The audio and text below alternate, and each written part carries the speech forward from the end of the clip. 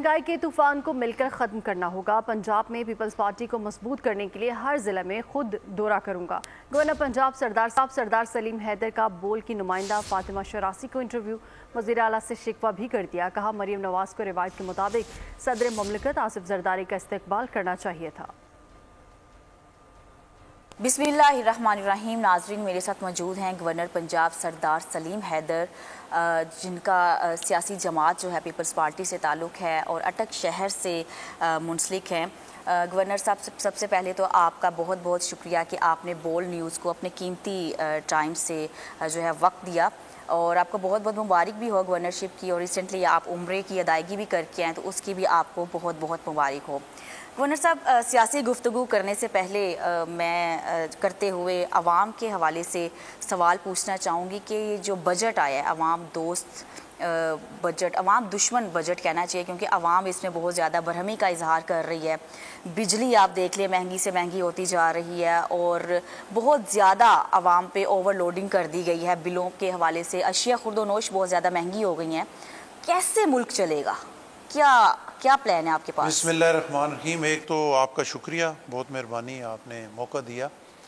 और बिल्कुल इसमें जो है वो कोई दूसरी राय नहीं है कि ये जो मौजूदा बजट है बड़ा मुश्किल बजट। जब ये पेश हुआ था मैंने भी उसको देखा, और मुझे ये महसूस उस वक्त नहीं हो रहा था कि इतनी मुश्किलात इसके बाद आवाम पे आएंगी, क्योंकि इस बजट से पहले कुछ सिग्नल्स ऐसे आना शुरू हो गए थे कि चीज़ें बेहतरी की तरफ जाना शुरू। बिल्कुल ऐसे ही है, महंगाई के हवाले से खासकर, क्योंकि अगर ओवरऑल हम कोई बड़ी बात करें तो वो भी ठीक है, ज़रूरी है, लेकिन मैं समझता हूँ ये भी बहुत बड़ी बात है कि जो गरीब और मुतवस्सित तबका, middle class, lower middle class है, उनका सर्वाइवल बड़ा मुश्किल है।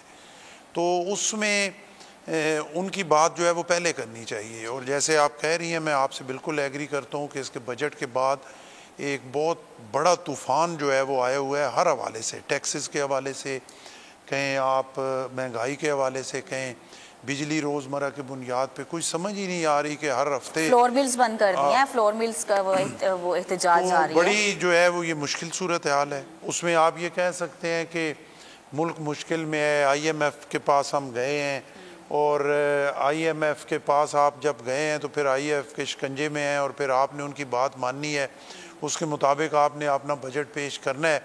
ये सारी चीज़ें अपनी जगह हैं, लेकिन इस पे भी जो सोचना है वो बड़ा ज़रूरी है कि अब चीज़ें जो है वो एक हद होती है। मेरा ख्याल है बात आगे निकल गई गवर्नर साहब, मेरा ख्याल है उस हद से आगे चीज़ें चली गई बहुत ज़्यादा। और मेरी ज़ाती राय में रूटीन के फैसलों से ये मामलात ठीक होने वाले नहीं हैं।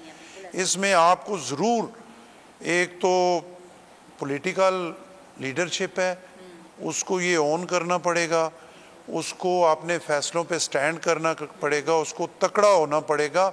और बहुत सारी ऐसी चीज़ें हैं कि जिन पे अगर वो स्ट्रिक्ट फैसले ले के तो मुल्क को ठीक कर सकते हैं। और अब ये टाइम है, इस पे अब ये जो मसालत है या जो लचक है कि फ़लान नाराज़ ना हो जाए, फ़लान हो जाए, फ़लान सेक्टर, इन चीज़ों से हम निकलना चाहिए, इन चीज़ों से निकल के मुल्क के लिए जो है वो फैसले करने हैं, और वो करने पड़ेंगे, उसके अलावा कोई हल नहीं है। अच्छा गवर्नर साहब, मुझे ये बताइए कि पंजाब में पीपल्स पार्टी जो है वो कई सालों से अपनी उस लिहाज से मकबूलियत में आम नहीं है जिस तरह बहुत पहले थी, कई दहाइयाँ पहले थी। तो आप हुकूमती मतलब इत्तेहादी जमात हैं हुकूमत के, तो आपको नहीं लगता कि इत्तेहादी जमात होने में आपने अवाम दुश्मन ये फ़ैसला कर लिया है? क्योंकि अवाम पीपल्स पार्टी के साथ जो है इस लिहाज से, ख़ुसूसी तौर पर अगर मैं पंजाब की अवाम की बात करूँ तो वो ज़रा बरहमी का इजहार करते हैं, क्योंकि आप भी मुस्लिम लीग नून के साथ अटैच हो गए हैं, हुकूमत के साथ। देखिए, उसमें बात यह है ना, मैं बहुत दफ़ा ये बात कर चुका हूँ कि जैसे आपने मुल्क की बात की और पहले आप उस पर परेशान हैं, हम परेशान, तो नून लीग के साथ जो बैठने वाली बात है ना, कि मैं ये बहुत जगहों पे कर चुका हूँ। इस इलेक्शन के रिज़ल्ट के बाद अगर आप उस पर गौर करें तो इसके अलावा ऑप्शन ही कोई नहीं था।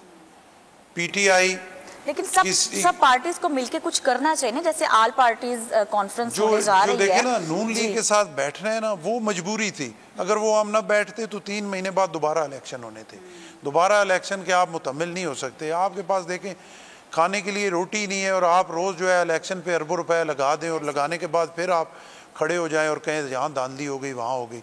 ये सारी एक लंबी डिबेट है, वो फिर किसी टाइम इस्लामाबाद में ऑल पार्टीज कॉन्फ्रेंस होने जा रही है, तो इसमें ये जस्ट एक फॉर्मेलिटी है या मीडिया की हद तक मीडिया ट्रायल है, या खसूसी तौर पे अवाम के लिए भी तमाम पार्टीज जो है कोई फैसला लेंगी? अब भी ये तमाम पार्टीज नहीं बैठेंगी और मुल्क के लिए नहीं सोचेंगी, सर नहीं जोड़ेंगी, सिर्फ अपनी अपनी सियासत और अपने वोटों के लिए ये लगी रहेंगी, तो इसके बाद क्या बचेगा? बिल्कुल ऐसे ही है। पीपल्स पार्टी तो देखे ना, जैसे कहा आपने, अवाम नाराजगी उनकी जायज़ है, लेकिन पीपल्स पार्टी ने हमेशा मुल्क की मफाद में अपने वोट्स कुर्बान किए, उसी वजह से हम पंजाब में कमज़ोर भी हुए। बिल्कुल बिल्कुल ऐसे। और बहुत सारी ऐसी पार्टीज हैं कि वो मुल्क का नहीं देखती, वो पॉपुलर नारे और वो करती हैं जिसमें उन्होंने अमल नहीं करना होता, लेकिन लोगों को अपने साथ लगाती हैं।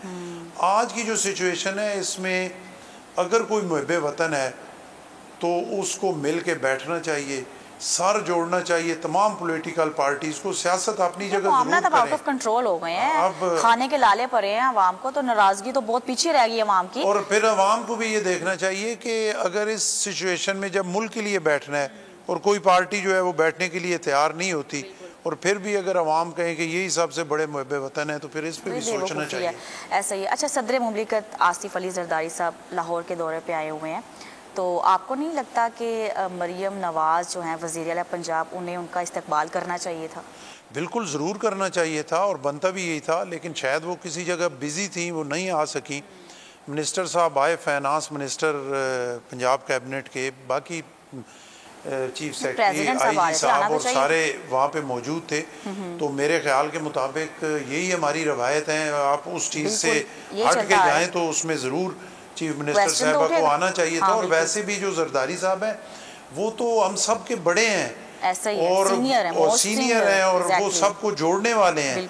और हमारे बुजुर्गों, अब जैसे मैं आपकी इस बात से अपना एक फ़ायदा उठाने की कोशिश करता हूँ कि प्रेसिडेंट साहब जब वो आए जहाज से उतरे तो मैंने उनके घुटने को हाथ लगाया। अच्छा। तो वो सोशल मीडिया पे क्योंकि एक वायरल हुई है, तो वो एक ख़ास तबका है जिनकी एक अपनी राय होती है जी। तो उन्होंने उस पर तूफान ये खड़ा कर दिया। तो मैं आपकी वसातत से ये बताना चाहता हूँ कि आसिफ अली जरदारी जो है वो हमारे बड़े हैं, हमारे बुजुर्ग हैं। एक तो हमारी खानदानी रवायत है कि हम अपने बड़ों का एहतराम हद से बढ़ के करते हैं।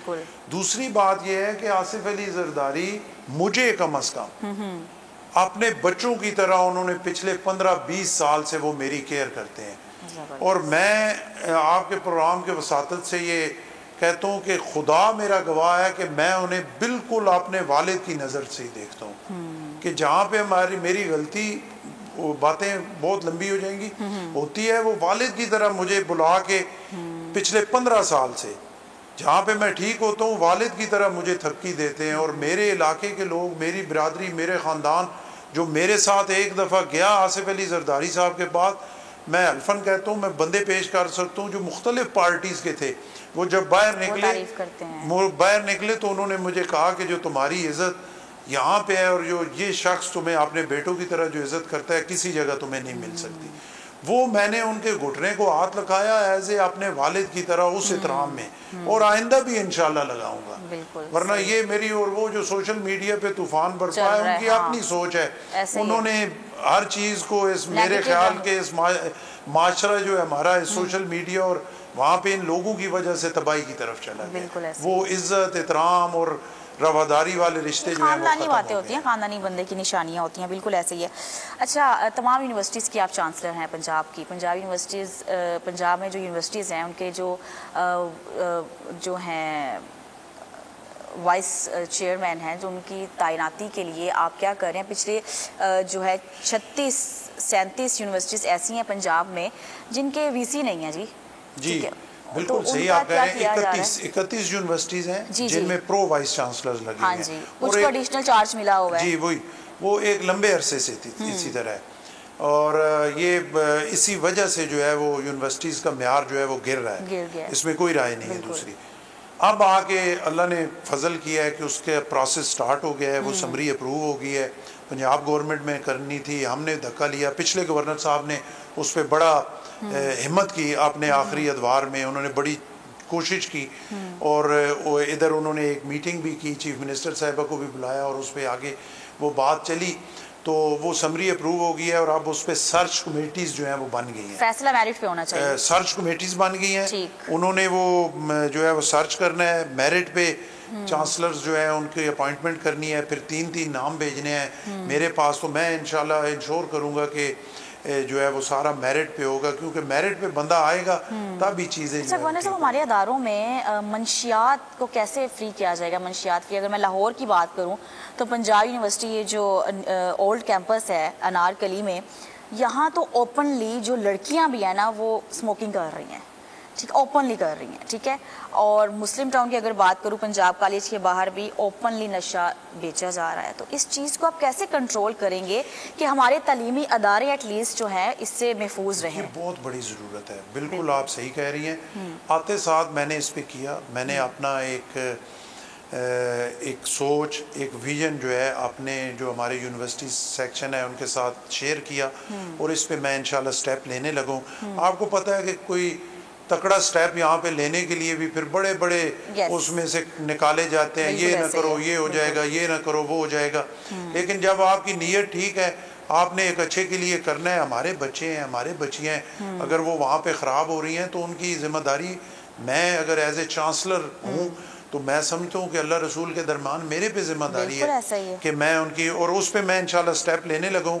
और यकीनन जब वो हम इम्प्लीमेंट करेंगे तो आप उसको अप्रिशिएट करेंगी और मुझे पूरी उम्मीद है कि उससे ये जो मंशियात वाला एक चीज़ है इस पे इंशाल्लाह कंट्रोल होगा यूनिवर्सिटीज़ में, और इसको बड़े स्ट्रिक्टली हम इंशाल्लाह कंट्रोल। ठीक है, लास्ट क्वेश्चन, क्योंकि आपने रिक्वेस्ट की है कि आपको जाना है, आप मुझे ये बताइए कि पंजाब में पीपल्स पार्टी को मजबूत करने के लिए आपने कोई हिकमत अमली तैयार की अब तक? पीपल्स पार्टी को मजबूत करने के लिए प्रॉपर प्लान मेरे पास है और उसमें इब्तदाई तौर पे मैंने जो है वो जब से यहाँ पे आया हूँ तो आज भी आपने देखा होगा, लेकिन हर ज़िले को मैं बुला रहा हूँ, यूथ पीपल्स पार्टी की बुला रहा हूँ, जो टिकट होल्डर्स थे उनको बुला रहा हूँ, हर ज़िले के जो ओहदेदार हैं वो और जो आम पार्टी वर्कर हैं उनको बुला रहा हूँ। उसके बाद अगले स्टेप में इंशाल्लाह हर ज़िले में खुद जाऊँगा, हर डोर स्टेप पे जाऊँगा। उसके बाद पॉलिटिक्स के लिए, इलेक्शन लड़ने के लिए जिन चीज़ों की ज़रूरत है उस पर एक वर्किंग अपनी कर रहा हूँ।